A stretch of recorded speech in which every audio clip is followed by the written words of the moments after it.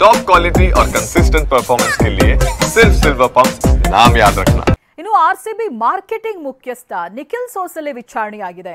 ಸಾವಿನ ಪೋಸ್ಟ್ ಮಾಡಿದ್ದು ಯಾರು ಅಂತ ಖಾಕಿ ತನಿಖೆ ನಡೆಸ್ತಾ ಇದೆ. ಆದ್ರೆ ಯಾವುದೇ ಪೋಸ್ಟ್ ಅನ್ನ ತಾನು ಮಾಡಿಲ್ಲ ಅನ್ನೋದಾಗಿ ನಿಖಿಲ್ ಸೋಸಲೆ ಹೇಳ್ತಾ ಇದ್ದಾರೆ. ನಿಖಿಲ್ ಸೋಸಲೆ ಆರ್ಸಿಬಿ ಮಾರ್ಕೆಟಿಂಗ್ ಮುಖ್ಯಸ್ಥ.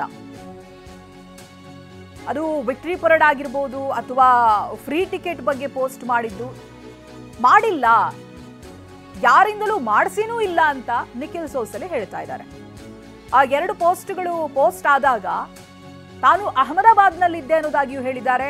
ನನಗೂ ಆ ಪೋಸ್ಟ್ಗಳಿಗೂ ಯಾವುದೇ ಸಂಬಂಧ ಇಲ್ಲ ಅಂತ ಪೊಲೀಸರ ವಿಚಾರಣೆಯಲ್ಲಿ ನಿಖಿಲ್ ಸೋಸಲೆ ಹೇಳಿಕೆ ಕೊಟ್ಟಿರೋದು ಗೊತ್ತಾಗ್ತಾ ಇದೆ. ಒಬ್ಬರಾದ್ಮೇಲೆ ಒಬ್ಬರ ವಿಚಾರಣೆ ನಡೀತಾ ಇದೆ.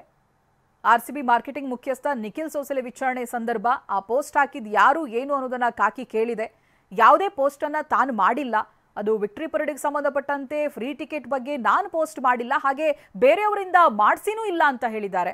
ಈ ಎರಡೂ ಪೋಸ್ಟ್ಗಳು ಆದಾಗ ಸೋಷಿಯಲ್ ಮೀಡಿಯಾದಲ್ಲಿ ಪೋಸ್ಟ್ ಆದಾಗ ತಾನು ಅಹಮದಾಬಾದ್ನಲ್ಲಿದ್ದೆ ಅನ್ನೋದಾಗಿಯೂ ಕೂಡ ಹೇಳಿದ್ದಾರೆ. ಇದೀಗ ಸಾವಿನ ಪೋಸ್ಟ್ ಮೂಲ ಯಾರು ಅಂತ ಸಿಐಡಿ ತನಿಖೆಗಿಳಿದಿದೆ. ನಿಖಿಲ್ ಸೋಸಲೆ ಅಲ್ಲ ಅಂತಾದ್ರೆ ಬೇರೆ ಯಾರಿಂದ ಮಾಡಿಸಿದ್ದಾರೆ, ಯಾರು ಮಾಡಿದ್ದಾರೆ, ಸಾವಿನ ಎರಡು ಪೋಸ್ಟ್ಗಳನ್ನ ಹಾಕಿದ್ ಯಾರು, ಈ ರೀತಿ ಪೋಸ್ಟ್ ಮಾಡೋದಕ್ಕೆ ಅವ್ರಿಗೆ ಹೇಳಿದ್ ಯಾರು,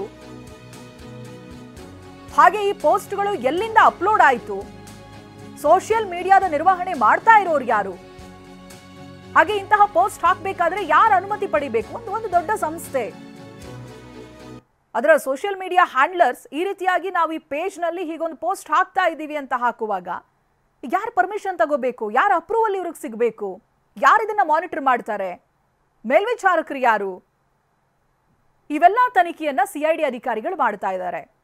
ಬೇಕಾಬಿಟ್ಟಿ ಒಂದು ದೊಡ್ಡ ಪೇಜ್ಗಳಲ್ಲಿ ಹೀಗೆ ಪೋಸ್ಟ್ ಮಾಡೋದಕ್ಕೆ ಸಾಧ್ಯ ಇಲ್ಲ.